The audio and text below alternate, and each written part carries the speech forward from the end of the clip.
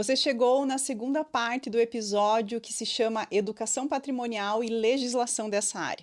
Se você começou a assistir esse episódio agora, eu te convido a ir para a primeira parte para que você tenha um entendimento completo de tudo que esse convidado trouxe para nós.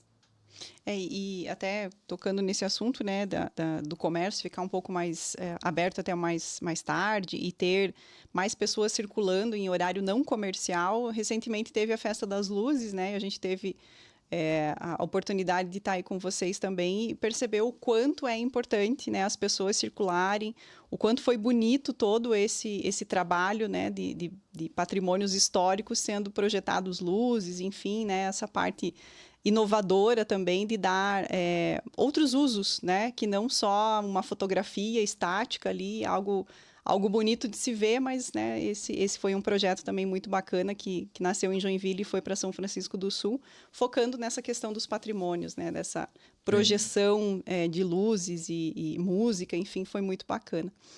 E essa questão do IFAM, então, Márcio, como você colocou, né, na tua experiência, eles são sempre muito abertos, né, sempre ser consultados antes de fazer qualquer coisa, e acredito que isso que também tem que ser modificado um pouco na cabeça das pessoas, né. Primeiro pergunte, primeiro vá lá, né, mostrar o que você precisa e não comece a fazer já, porque pode ser que dê problema, e daí para desenrolar esse problema depois fica muito mais difícil, né. E como você comentou também, né, é uma prática de vocês, antes de até assinar um contrato com o cliente, de ir conversar e já ter essas características de chegar para o cliente muitas vezes e dizer assim, olha, essa tua ideia aqui não vai dar certo, mas a gente pode ir por esse lado, né?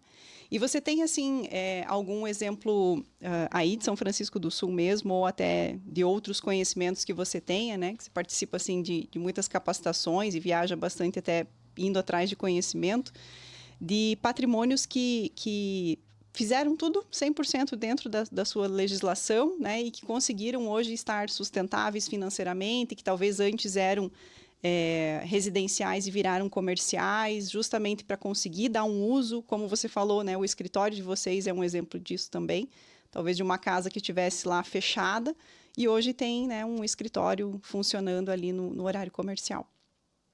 Vou usar o nosso escritório como exemplo, que eu acho que é um bom exemplo, e depois eu vou citar outro exemplo. O nosso escritório, a casa onde fica o nosso escritório, né, o imóvel, ele estava abandonado, Uhum. ele ficou muito tempo abandonado, na verdade, e em 2017 a gente fez o projeto, e a obra ficou pronta em 2019. Eu lembro que em 2017, quando eu fui visitar para começar a fazer os levantamentos, tal, a porta da frente nem abria, de tanto mato que tinha dentro. A porta de entrada não abria, né? Não conseguia abrir a porta Nossa.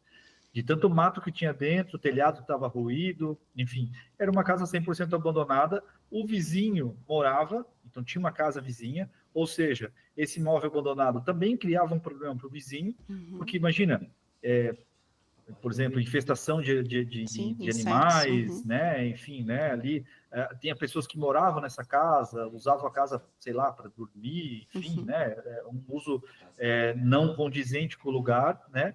E isso causava, obviamente, muito dano ao vizinho morador, que era Sim. morador dali, né? Então, eu acho que assim, o fato de você revitalizar, usar o ambiente, né? Dar um novo uso, talvez, né? Uhum. O espaço que eu estou ali hoje já foi uma casa, claro, né? A gente, quando fez o projeto, como não tinha mais nenhuma parede interna, nada, praticamente só as paredes laterais, a gente pôde, inclusive, fazer algumas alterações. Que é o Caio só retornando um pouquinho da Uhum. questão do IFAM, né? De você poder fazer modificações, Sim. né? Eu não tinha nenhum retrato de como eram as paredes internas. Não fazia sentido eu ficar tentando recuperar uma situação que já não existia mais, né? Uhum. É um falso histórico. Uhum. Uhum. Não sou muito, eu não gosto muito disso, sabe? Os nossos projetos aqui a gente tenta não ir por essa linha, tá? Eu acho que o que é novo tem que ter cara de novo, Sim. sabe? Até para mostrar a temporalidade de cada coisa, né? Por exemplo, eu vou só dar um Uhum. pequeno parênteses. Eu vejo gente tirando foto, às vezes, na frente de alguns lugares aqui na cidade.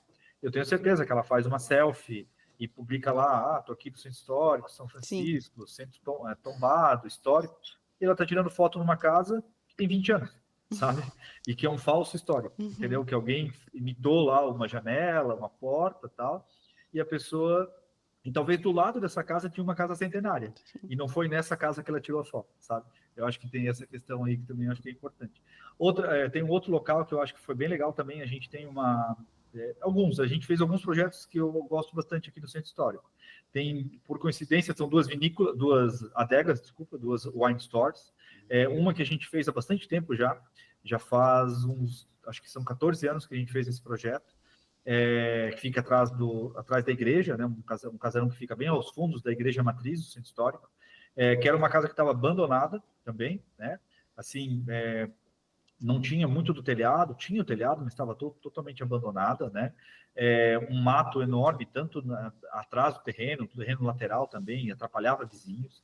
Ali foi um restauro da fachada e da cobertura e uma reformulação total da parte interna para acondicionar uma loja, né, de vinhos, né, uma delicatessen.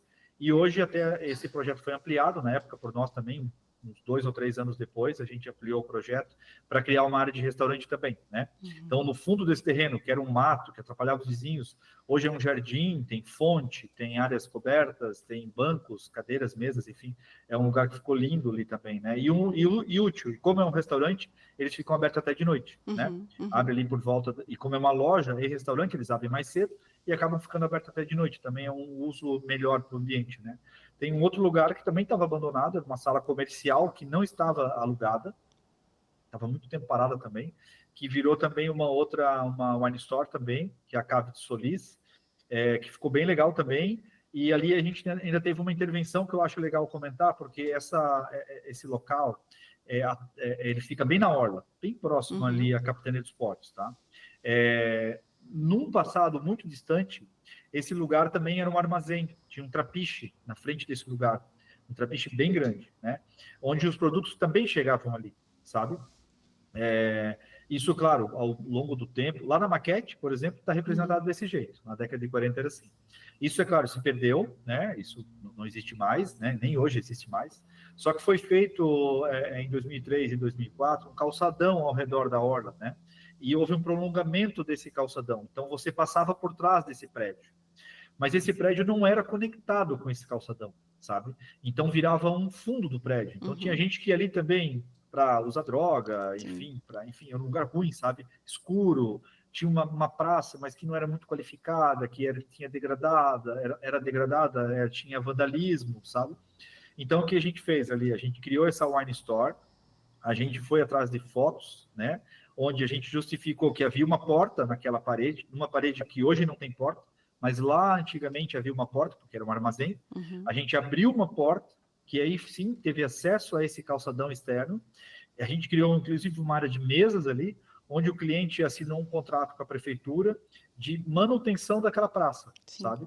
Então, agora o cliente mantém a praça, é um lugar útil, ele fica aberto até mais tarde, tá limpo, tá organizado, né? Ele, claro, ele não cuida só do pedaço dele, ele cuida de uma extensão grande até, não é só uma pequena área, ele cuida de uma área grande, né? Ele assumiu o compromisso de cuidar de uma área maior até do que a área que fica em frente ao comércio dele, mas é uma maneira de você ver um lugar que tinha um uso inadequado, que estava vazio, e que hoje tem um uso comercial, turístico também, porque é um lugar que é um restaurante até bem bom, restaurante é bem legal, né?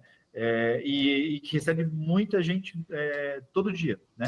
De um lugar que era vazio, né? Que as pessoas nem gostavam de passar ali. Eu passava ali, caminhava com meu filho, com a minha esposa por ali, mas é um lugar que não era muito legal. Há uns 5 anos atrás, ele era mais escuro, mais assim, tinha muito vandalismo naquela região ali, sabe?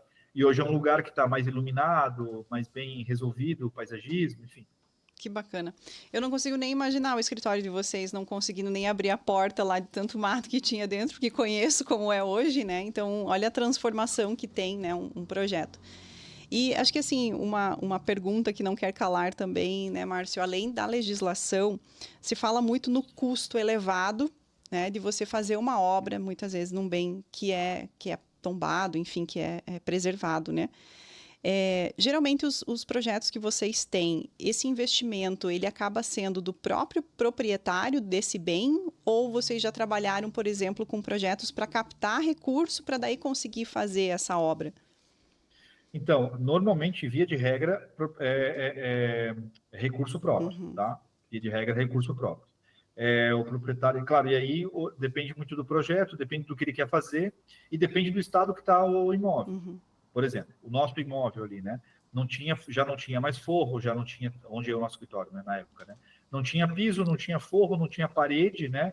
Então, assim, não é um restauro, é Sim. quase que uma obra comum lá dentro. A fachada, sim, Uhum. claro, as esquadrias, porta, enfim, né? Isso foi feito assim, de forma a ficar uma coisa respeitando a parte histórica da fachada, tá? Mas internamente é uma obra normal, Uhum. vamos dizer assim, tá? É claro que a gente tem vários casos aqui, onde não, onde dentro está preservado o que é, né?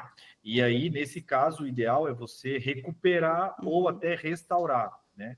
O restauro é restauro, né? É voltar ao que era, Sim. né? É você ter uma referência histórica, você ter uma referência talvez fotográfica, ou talvez você ter um projeto de como foi feito, né? Mas é você recuperar aquilo do jeito que estava. A gente já fez projetos aqui no Centro Histórico, por exemplo, essa primeira adega que eu falei, que é a Porto Mediterrâneo, o telhado não tinha nenhum prego. Uhum. Toda a estrutura era feita com encaixes, né? Então, assim, é uma história que não se repete mais. Isso não existe mais Sim. aqui, né? Mas ela foi recuperada desse jeito, né? O projeto de ali foi um restauro da cobertura, né?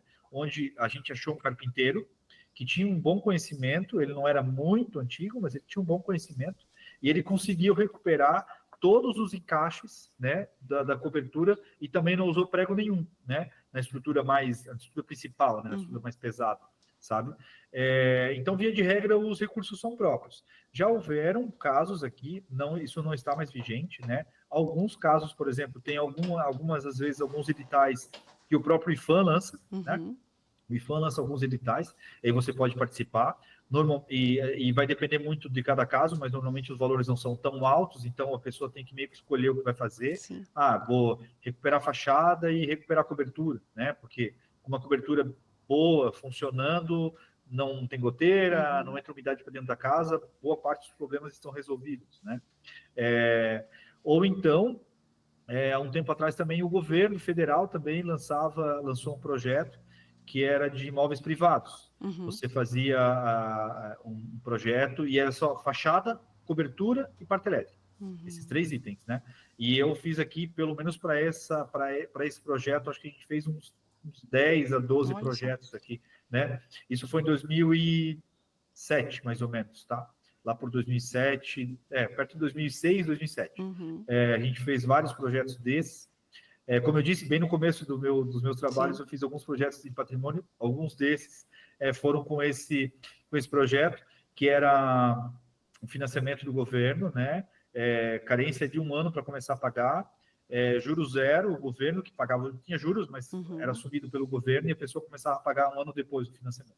Que bacana. Porque, como eu falei, né, antes de te fazer a pergunta, além da legislação, essa parte financeira, né, pega muito, assim, porque muitas vezes esses patrimônios estão ainda, como você falou no início também, com pessoas mais idosas, né, que aí sobrevivem muitas vezes da sua aposentadoria, né, os filhos já não, ou não têm filhos, ou os filhos já não estão mais ali, ou não querem ocupar esse bem também, porque acham, né, e enxergam ele como um prejuízo, como um fardo, muitas vezes, né, ter um imóvel mais histórico assim. E a gente recebe muito, né, desses questionamentos, assim, como que, né, um casal mais idoso que vive da aposentadoria, como é que ele vai conseguir pagar um projeto, né, para fazer todo esse restauro. Então, é bacana saber, né, que existem essas formas, esses editais, até mesmo pelo IFAM, mas que talvez você, para conseguir fazer uma obra completa, tenha que participar de 3, 4 editais, né, para o Certeza, mesmo imóvel, certeza. porque, né, ele vai ser fatiado aí em várias partes. Sim. E esses editais, eles são muito esporádicos, tá? Uhum. Eles não acontecem com tanta frequência. Esses que eu falei lá de 2006, por Sim. exemplo, nunca mais se repetiram, né? Eles aconteceram lá na esteira do programa Monumenta, né? O Uhum. programa Monumenta era um programa de apoio a projetos de bens imóveis, né? Tombados para algumas cidades históricas do Brasil. E aí eram bens, assim, bem, como é que eu vou dizer, bem icônicos, né? Uhum. Museu do Mar recebeu recursos, Mercado Público recebeu recurso, Igreja Matriz, o Museu Histórico Uhum. recebeu recurso também, e assim, alguns prédios mais icônicos de importância social também, né? Sim. E na esteira disso, acabou que eles estenderam o programa e chamaram de imóveis privados aí, né? Uhum. E aí algumas pessoas tiveram essa oportunidade. Mas esse projeto, por exemplo, pelo menos aqui na região sul, aqui para a nossa região, ele não se repetiu mais, tá? Pois é. Que pena, né? Pena. É. E abordando um pouquinho mais dessa questão da legislação, Márcio, você acha que o que se apresenta hoje, né, a legislação atual, ela é suficiente para garantir uma proteção e uma valorização desse patrimônio que a gente tem, ou ainda precisa se evoluir muito nessa questão? Eu acho que sim, ela é relativamente viável. Eu acho que na verdade, sim, a lei ela pode parecer subjetiva até, tá? Uhum. Algumas regras do IFAM, eu comento isso até com o pessoal aqui do IFAM, né? Como eu já trabalhei um pouco com eles um tempo atrás, eu comento que algumas leis elas parecem subjetivas, não são, mas elas até podem parecer subjetivas, né? Porque às vezes uma casa é muito parecida com a outra e em uma delas você pode fazer uma coisa e em outra casa você não pode fazer uma coisa muito parecida, mas é que cada caso é um caso, né? E é nesse sentido que eu vejo a evolução da legislação, sabe? Eu sei que o IFAM tem feito um movimento nesse sentido, de atualização da forma de análise, né? Eles têm duas leis principais que eles usam, pelo menos aqui em São Francisco do Sul, são duas leis principais. Uma tem a ver com fiscalização, a outra tem a ver com análise de projeto. Essas leis é o que norteiam as análises de projeto e as fiscalizações de obras já em andamento, né? Mas eu acredito que a atualização disso está nessa conversa mesmo, que os arquitetos, os profissionais têm que ter com o IFAM das peculiaridades de cada projeto também, né? Porque, vamos dar um exemplo, né? Tem projetos, assim, por exemplo, lá nas Missões, lá no Rio Grande do Sul, né? Tu vê um imóvel que tem uma intervenção super modernista ao redor, né? Fechamento em vidro, é diferente. Tem outros lugares, até fora do Brasil, onde tu tem intervenções, assim, muito radicais até, né? E em algum momento isso foi aprovado, né? Não quer dizer que lá não tem uma lei, né? Só que tem uma lei que talvez seja mais permissiva ou talvez é um caso específico, Sim. né? Eu acho que a questão aqui na nossa região é que eu entendo isso, eu vejo isso no IFAM, tá? Eu converso com bastante gente do IFAM e eu vejo que eles cada vez mais têm sido assim, ouvintes, estão abertos a essas ao que a mudança e a própria o progresso, não no Sim, a sentido assim evolução, de né? a evolução, sabe? Porque os materiais mudaram, né? O jeito de construir mudou, né? Hoje a gente está falando em construção industrializada. Como é que você vai falar em construção industrializada num imóvel histórico, sabe? Mas você pode ter uma intervenção, uma parte dela seja que pode ser feita de maneira industrializada. A lei não está tão clara nesse sentido, sabe? Sim. E aí, cada caso é um caso. Aí a pessoa vai ter que entender esse caso, se faz sentido nesse caso, tu teres uma intervenção mais moderna, mais conservadora, talvez, ou mais radical, sabe? Mas eu Entendi. acho que tem espaço, com certeza tem espaço para reformulação, para o melhoramento da lei. Tá?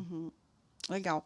A gente falou muito, né, sobre o IFAM, mas a gente sabe também que, né, em Santa Catarina a gente tem a Fundação Catarinense de Cultura, né, então tem alguns imóveis que são tombados também em nível estadual, né, pela FCC, e alguns municípios têm as suas leis municipais, né, como é o caso de São Bento do Sul também, que tem as suas leis de tombamento municipal, né, então são 3 esferas aí, municipal, estadual e federal. Além dessa legislação do IFAM, vocês também trabalham com outros tipos de legislação, talvez? Ou a do IFAM, por ser federal, ela é o grande guarda-chuva e as outras são um pouco mais específicas? Como que funciona isso? O caminho é bem por aí, sabe? A gente tem levado em consideração a legislação federal, né? Como a maioria dos nossos projetos é aqui no Centro Histórico, é essa lei que norteia a gente, né? São essas leis que norteiam a gente. Eu sei que tem cidades que têm legislação específica, existe até um interesse, eu já conversei com algumas pessoas aqui da cidade, do IFAM, né, de ter uma legislação até mais específica para São Francisco do Sul, porque ela tem um tombamento específico, né? Então ela poderia ter uma lei um pouco mais direcionada, né? Hoje a gente tem muitos imóveis vazios, por exemplo, né, aqui no Centro Histórico, vazios, eu digo terrenos vazios, né? Sim. E que você pode construir, na teoria, qualquer coisa, né? Desde que você atenda o mínimo da legislação municipal, e aí eu estou falando prefeitura, né? Mas é claro que se ela estiver dentro do perímetro tombado, a análise inicial, inclusive, será do IFAM, né? Então, assim, e aí eles trabalham em conjunto, né? Você apresenta para o IFAM a proposta, no meu caso eu faço normalmente isso, apresento para o IFAM uma ideia, mas já sabendo que, atendendo ao IFAM, eu também tenho que atender a legislação municipal, né? Entende? Então, assim, eu acho que eu nunca aprovei projetos em outras cidades com legislações municipais ou estaduais, né? Mas eu acho que a lei federal é guarda-chuva, né? A lei federal, se você respeitar a lei federal, dificilmente você não vai conseguir resolver algum problema estadual ou municipal, né? Sim, com certeza.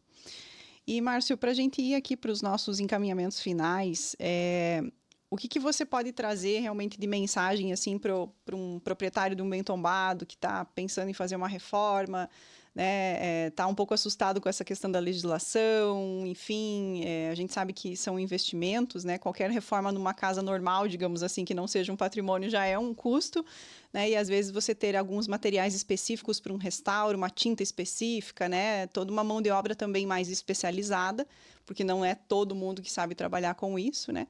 Que mensagem que você pode deixar aí para talvez acalmar um pouco o coração, né, desses proprietários e que a gente consiga ter esse equilíbrio, né, entre o progresso, a evolução, mas também a manutenção dos nossos patrimônios, que são fundamentais aí para a nossa história. Olha, eu acho que quando uma pessoa pensa em fazer uma reforma, e eu estou falando de reforma, não necessariamente um restauro, né? Um restauro de um bem que tem um valor muito grande, né? Seja na tecnologia usada, na técnica, nos materiais que estão ali aplicados, né? Ele vai precisar, obviamente, de uma mão de obra talvez um pouco mais específica.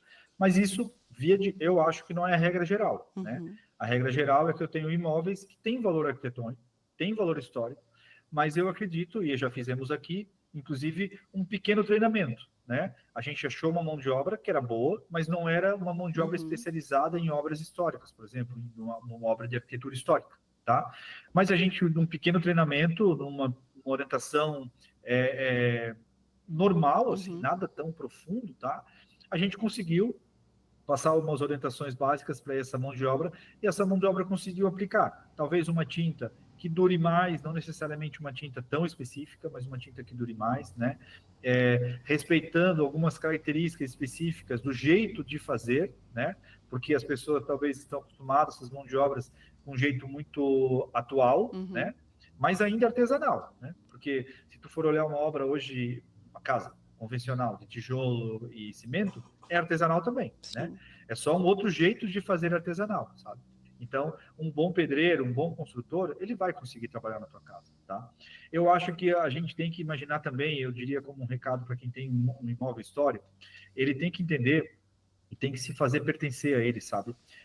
Porque esse imóvel, ele está ali, não é por acaso, ele faz parte da história, ele faz parte de um momento da história, né? Ele foi construído com um tipo de tecnologia, ele fez parte, provavelmente, de um estilo arquitetônico, né? De um estilo, inclusive, social daquela época, né? Por que as casas, por exemplo, têm somente uma porta, tem duas janelas, ou por que não tem porta nenhuma na entrada, o acesso é lateral? Tem várias características que são legais de você manter, né? Que contam a história do lugar. E a pessoa tem que entender e tem que valorar isso, sabe? Eu acho que isso tem muito valor. E quando a pessoa quiser fazer um projeto, procurar um profissional. Eu tenho certeza que os profissionais que são sérios, tá? Eles vão achar uma solução ideal para a tua situação, tá? Eles vão conseguir, com certeza, respeitando a legislação, respeitando o que se precisa respeitar, tá? Eles vão, com certeza, conseguir alcançar a tua vontade, né? Sim. Colocar ali na prática, no projeto, a vontade do proprietário, respeitando as regras e criando um ambiente que ele queira, né? Uma mudança, uma alteração, uma simples reforma, né? Enfim, eu acho que, assim, se você tiver bem assessorado, sabe? E não ter medo, sabe? As pessoas não têm muito conhecimento, na verdade. Sim. Eu acho que as pessoas têm que ter conhecimento. Vai atrás do conhecimento, vai atrás de um bom profissional, sabe? Eu acredito que dessa maneira a chance dela errar é muito pequena, né? E, inclusive, com um bom profissional, você pode, inclusive, também fazer uma obra mais prática, mais barata, inclusive, sim, né? E não fazer um investimento sem conhecimento, sabe? Com certeza. Márcio, muito obrigada mais uma vez pela tua participação aqui. Eu gostaria que você deixasse então aqui, né, qual que é o Instagram da MR Arquitetura, se tiver alguém interessado também em continuar essa conversa com vocês, devido à experiência que vocês têm também em projetos aí com bens tombados. Então, o nosso Instagram aqui, pessoal quiser acompanhar, a gente faz alguns vídeos, inclusive tem vídeo lá do nosso escritório, lá dentro do Instagram você vai poder conhecer um pouquinho do nosso escritório, é @MRA Arquitetura, tá? Pode acessar lá, quiser mandar conversar com a gente, tiver alguma dúvida relativa a essas questões ou outras também, tá? A gente está aberto. Quiser nos visitar também para conhecer como é que é uma casa histórica que tem uma intervenção mais contemporânea dentro de uma casa histórica, também é um bom exemplo para você visitar aqui em São Francisco do Sul. Ficam todos convidados. Muito bom. Obrigada, Márcio. Então, a gente chega em mais uma finalização aqui de gravação de episódio do podcast Ecos do Tempo. Agradeço a você que ficou com a gente até agora. E fica ligado que daqui a pouquinho tem mais um profissional também vindo conversar aqui com a gente para continuar esse bate-papo tão especial.